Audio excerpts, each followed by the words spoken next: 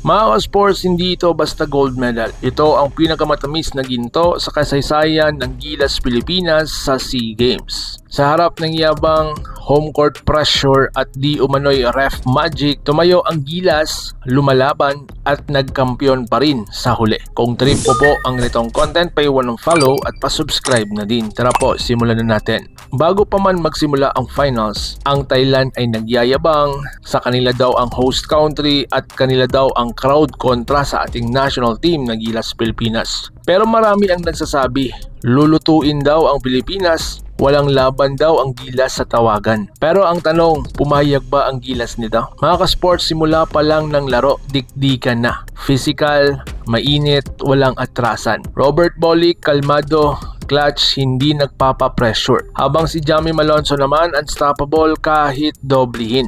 Ang Gilas defense palitan ng saksakan ng tapang. Pero pagdating ng fourth quarter, dito na nagsimulang uminit ang usapan. Mga ka-sports, dito tayo sa fourth quarter controversy. Markado ang 5. Ito na po ang mga ebidensya. Sunod-sunod na mga questionable fouls, contact sa Gilas no call, minimal touch ng Thailand, whistle agad. Markado ang 5, ang tawag ng netizen. Momentum, muntik pa nilang maagaw. Pero imbis na matunaw, lumaban po ang Gilas. Dahil nga meron tayong mental toughness, dito mo makikita ang pagkakaiba ng champion at pretender. Kahit na niluluto, naiinis, nadedehado. Hindi bumibigay ang Gilas, mas tumigas ang depensa, mas nagiging clinical ang opensa. Ito ang puso ng kampiyon. Sa huling minuto, si Bolick ice cold, si Malonzo power finish, ang Team Pilipinas sama-samang panindigan. At nang tumunog na ang final buzzer, boom! Gilas Pilipinas na po ang gold medalist. Kaya mga ka-sports, hindi lang ito panalo ha, ito ay bawi. Patunay na kahit dayain nila tayo, hindi matitinag po ang Gilas. Kung agree ka nito mga ka-sports sa pinakamatamis na ginto, like, comment, subscribe. Mabuhay ang Gilas Pilipinas. So paano? Laban Pilipinas, puso, ingat po kayo.